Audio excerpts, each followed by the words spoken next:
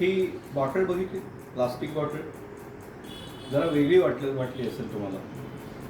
आणि तशाच तुमच्या लक्षात येईल की इथे 3 बॉटल्स भरलेल्या आहेत. या कसल्या बॉटल्स आहेत तर ह्याला प्लास्टिक ब्रिक बॉटल असं म्हणूया आपण. मुळात ही माझी कल्पना नाही, या विषयात या क्षेत्रामध्ये काम करणाऱ्या एका माणसाने मला याची कल्पना दिली आणि मी म्हटलं आपण हे प्रयोग करून बघूया. काय केलंय, आपल्या घरामध्ये अनेक वस्तू प्लास्टिकमधून येतात. प्लास्टिक हा असा विषय आहे झालेला आपल्यासाठी की आपण तो टाळू शकत नाही. पण प्लास्टिकचं डिस्पोजल कसं करावं हा सगळ्यांच्या समोर प्रश्न असतो.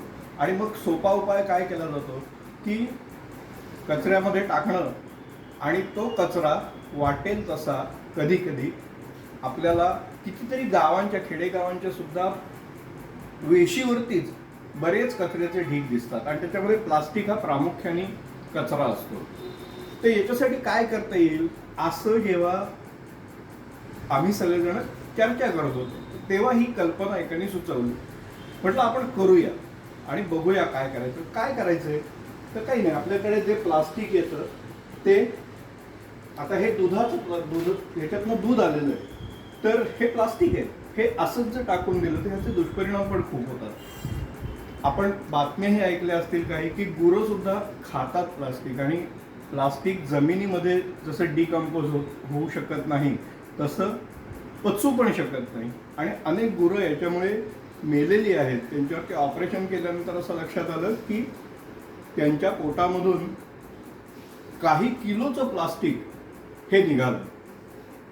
याच्यासाठी मग काय करायला पाहिजे, ही प्लास्टिक ब्रिक बॉटल कशी बनवलेली आहे तर काही नाही, हे दुधाचं असल्यामुळे हे धुवून ठेवलेलं आहे. हे घ्यायचं,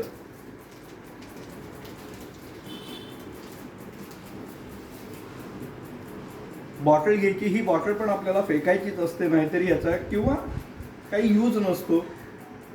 पण ती अशी न फेकता त्याची जर प्लास्टिक ब्रिक करून आपण जर फेकली म्हणण्यापेक्षा बऱ्याच ठिकाणी प्लास्टिक गोळा करणाऱ्या सुद्धा संस्था आहेत. म्हणजे महाडमध्ये मडिरी सारखी संस्था आहे की जी प्लास्टिकचं महिन्यातून एकदा गोळा करतात आणि ते घेऊन जातात डिस्पोजलसाठी.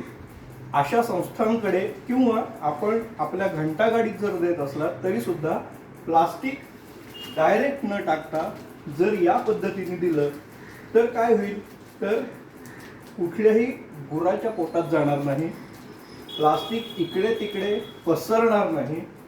पसरलेलं प्लास्टिक जमिनीमध्ये जर मिक्स झालं तर त्याचा पुष्कळ वर्ष म्हणजे काही हजार वर्ष ते डिकम्पोज होत नाही, तसंच राहतं असं संशोधन झालेलं आहे. आपल्याला कल्पना आहेच.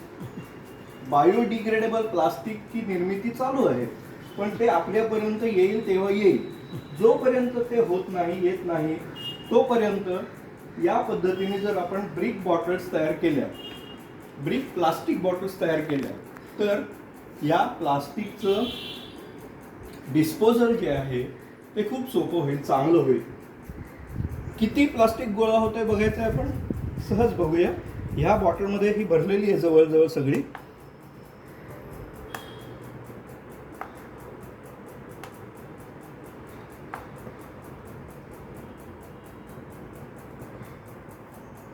या बॉटलचं वजन 243 ग्रॅम झालेलं आहे.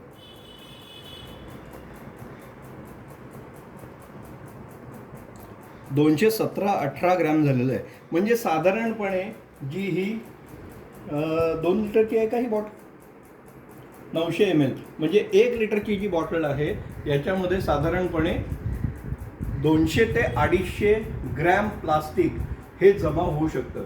त्यामुळे किती मोठ्या प्रमाणावर प्लास्टिक एकत्र होऊन आपण डिस्पोज करणार आहोत किंवा देणार आहोत याची कल्पना आपल्याला येईल. आणि दुसरी गोष्ट एक सांगतो, पर्यावरणाचं जर आपण रक्षण केलं तर पर्यावरण आपलं रक्षण करेल, हे आपण सगळ्यांनी लक्षात ठेवलं पाहिजे.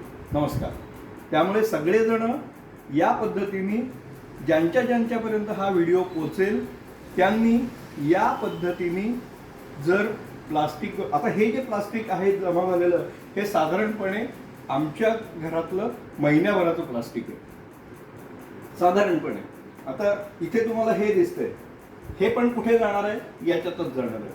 पण आता हे थोडं टफ प्लास्टिक आहे, त्यामुळे हे असंच्या असं प्लास्टिक बॉटलमध्ये भरता येणार नाही, कदाचित ते कापून भरावं लागेल. पण पर्यावरणासाठी आपण एवढे कष्ट हे घेतलेच पाहिजे. धन्यवाद.